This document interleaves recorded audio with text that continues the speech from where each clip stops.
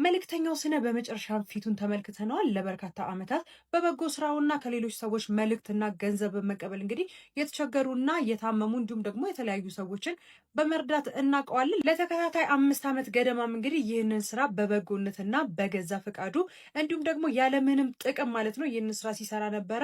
ያ ሁሉ ነገር ተረስቶ በድንገት ቀማኛ ሆኖ መታየት እጅግ ያስደነግጣል። ስራውን ግን በድንገት አላቆምም ሲልም ተደምጧል ማለት ነው። ከሰሞኑን የተነሳበት ውዝግብ እንዲሁም ደግሞ ከባላደራው ጋር በሐሰት ተከሰው እንደነበረ የሚታወስ ነገር ነው። እነሱ ንጹህ መሆናቸው ታውቆ እጅግ በሚያሳዝን ሁኔታም እንግዲህ ባላደራው ከዚህ በኋላ በበጎነት ስራ ወይም ደግሞ የሰውን አደራ በመቀበል ለሰዎች እንደማያደርስ ተናግሯል ማለት ነው። ይህም ነገር እጅግ የሚያሳዝን ነው። እነሱን የሚፈልጉ በእነሱ በኩል የሚረዱ እንዲሁም ደግሞ በርካታ ሰዎች ይጠብቋቸው ነበረ። ይህንን ነገር ባላደራው በማቆሙ እንግዲህ በርካታ ሰዎች አዝነዋል። መልእክተኛው ስነ ግን በድንገት ስራዬን አላቆምም የጀመርኩትም ለማቆም አይደለም ሲልም ተደምጧል ማለት ነው። መልእክተኛው ስነ በቀድሞ ህይወቱ እንዲሁም ደግሞ የቀድሞ ፕሮፌሽኑም እንግዲህ የእግር ኳስ ተጫዋች ነበር። ለባህር ዳር ከነማም በግብ ጠባቂነት ለረዥም ጊዜ ሲያገለግል ነበር። ነገር ግን አሁን ላይ እሱ ስራ አቁሞ በግል ስራ ላይ ተሰማርቶ እንደሚሰራም ጭምር ተናግሯል ማለት ነው። እናንተ መልእክተኛውን እንደገመታችሁት አግኝታችሁታል ወይ? በሀሳባችሁን ኮሜንት ላይ አጋሩኝ። በአዳዲስ መረጃዎች እመልሳለሁ። መልካም ምሽት።